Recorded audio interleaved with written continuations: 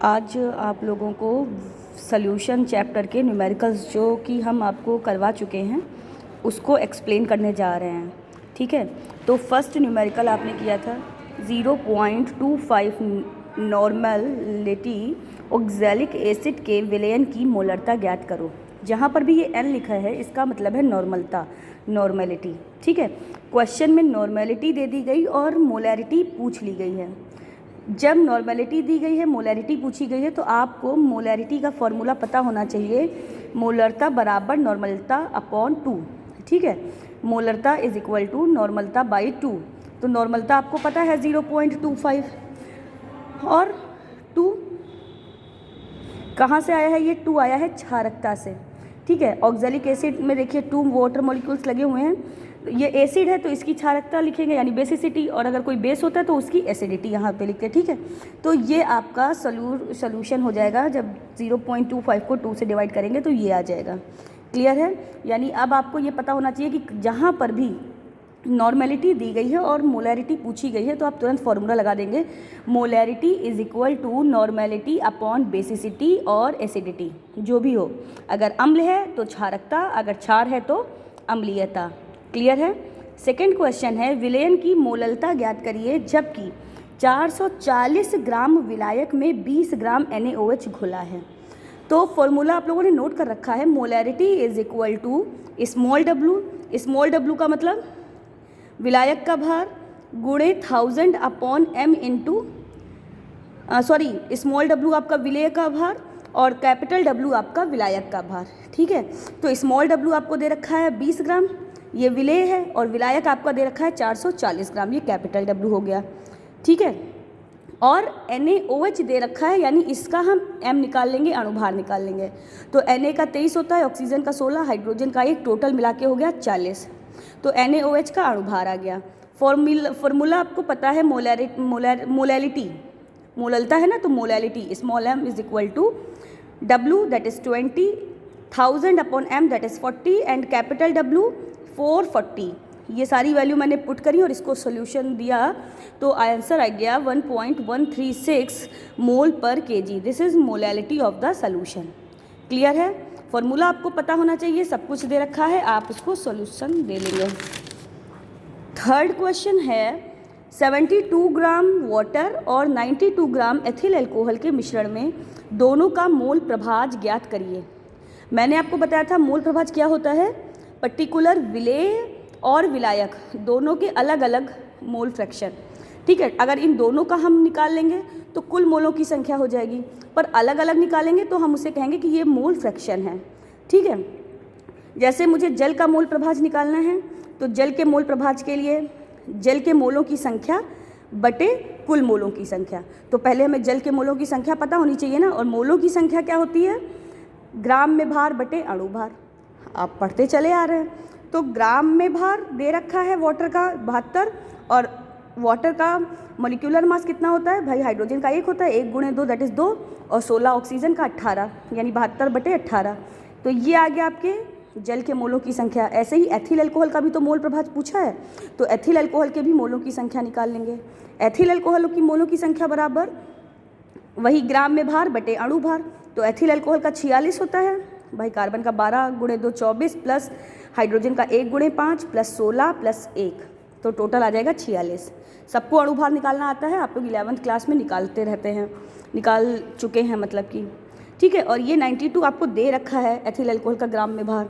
तो ये आपके आ गए एथिल अल्कोहल के मोलों की संख्या।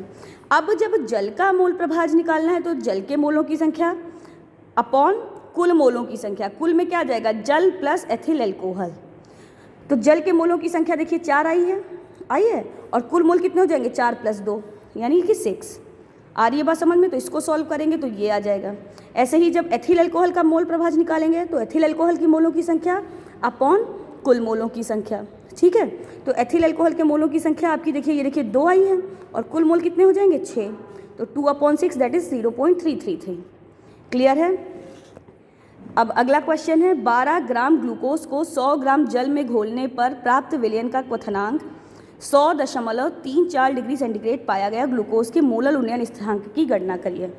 तो आपने जब नोट्स बनाए थे तो उसमें एक फॉर्मूला पढ़ा होगा मोलल उन्नयन स्थिरांक का, डेल्टा टी बी बराबर के डैश बी स्मॉल डब्लू, यानी कि विलेय का भार इंटू 1000 अपॉन एम, यानी कि अणुभार, गुणे कैपिटल डब्लू यानी विलायक का अणुभार। तो देखिए स्मॉल डब्लू दे रखा है 12 ग्राम विलेय का, विलायक का दे रखा है 100 ग्राम, ठीक है।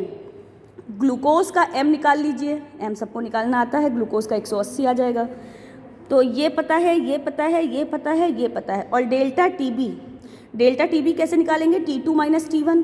तो T2 आपका दे रखा है 100 माइनस 34 डिग्री सेंटीग्रेड, तो पहले 100 रहा होगा और बढ़ के हो गया 100.34, तो 100.34 से 100 घटा देंगे तो 0.34 आ जाएगा। तो ये आ जाएगा डेल्टा टी बी, और के डैश बी आपको निकालना है।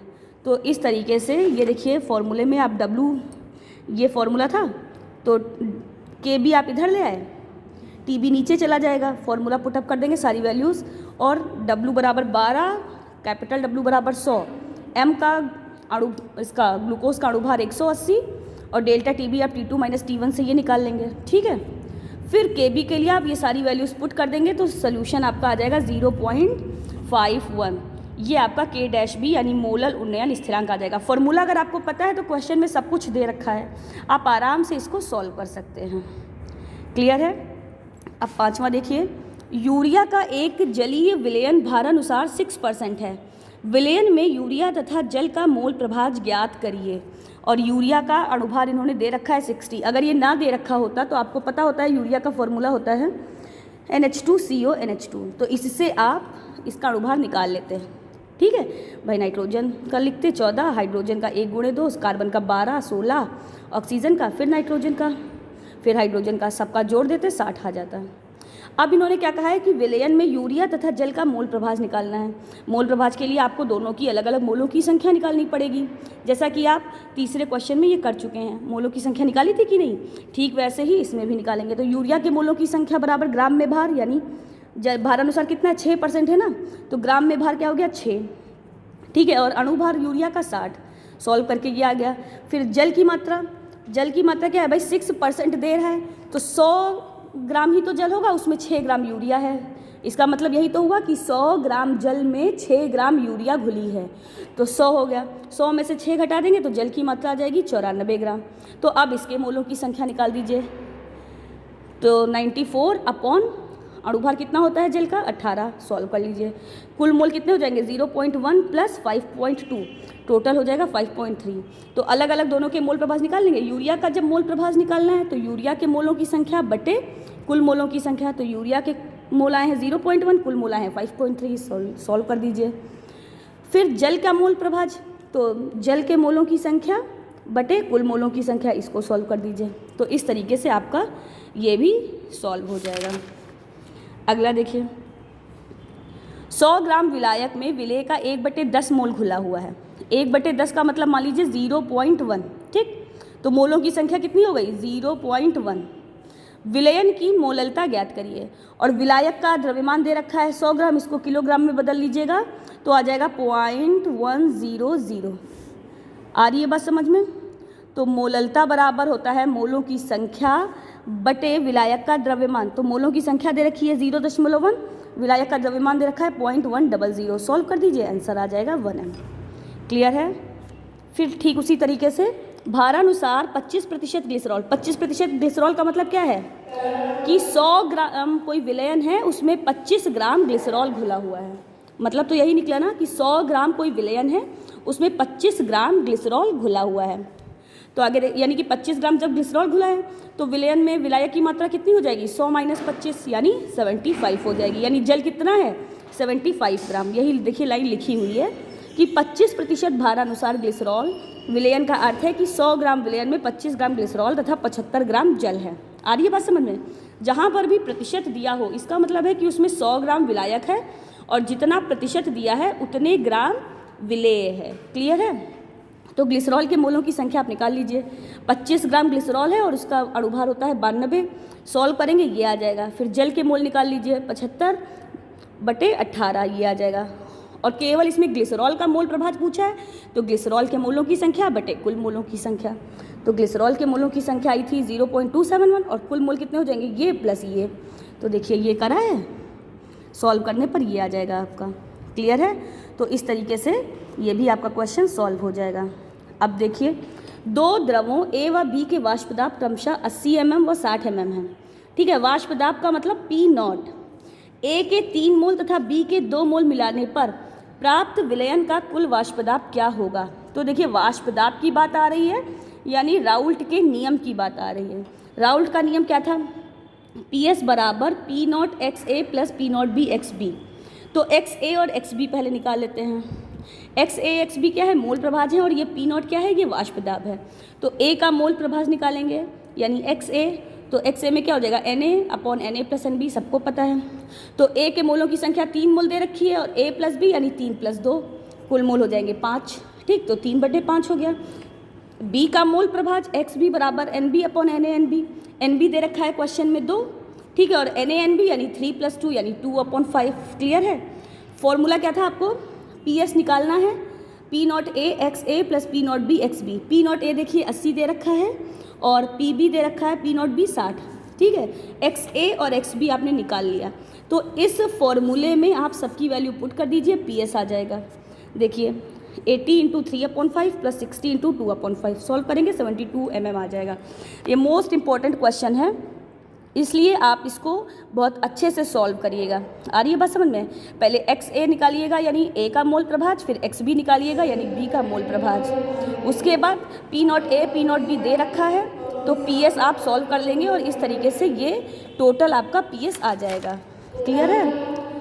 अब लास्ट क्वेश्चन आप देख लीजिए। 27 डिग्री सेंटीग्रेड पर 2% यूरिया के जलीय विलयन का परासरण दाब ज्ञात करिए। तो परासरण दाब का फॉर्मूला होता है पाई वी = W/m/RT। ठीक है, W दे रखा है। अब देखिए 2% यूरिया दे रखी है, तो W क्या दे रखा है? 2 ग्राम। विलेय का ग्राम में भार 2 ग्राम। ठीक है, और जल कितना हो जाएगा? अगर जल का पूछा जाएगा विलायक का, तो 100 - 2 कर देंगे, यानी 98 ग्राम जल में 2 ग्राम यूरिया घुली हुई है। क्लियर है? M यूरिया का निकाल लेंगे, NH2CO NH2 का 60 आ जाएगा। R दे रखा है, T दे रखा है 27 डिग्री सेंटीग्रेड, इसको केल्विन में बदलिए, 273 में जोड़ दीजिए 300 केल्विन। और परासरण दाब को पाई से लिखते हैं, पाई पूछा गया है। V आपको, ठीक है, V आपको इधर लाना पड़ेगा, तो W/m/V/RT। ठीक है, इस तरीके से आप पाई की वैल्यू निकाल देंगे, सॉल्व कर लेंगे, आंसर आपका आ जाएगा। तो इस तरीके से ये सोल्यूशन चैप्टर के कुछ न्यूमेरिकल्स हैं जो मैंने आपको सॉल्व करके दिए थे, यहाँ पर एक्सप्लेन कर दिया है। और कुछ न्यूमेरिकल मैंने आपको होमवर्क के लिए दिए हैं, उनको आपको खुद ही सॉल्व करना है। वो सब इसी से रिलेटेड है, जितने मैंने सॉल्व कराए हैं उन्हीं सब से रिलेटेड हैं ये क्वेश्चन। क्लियर है?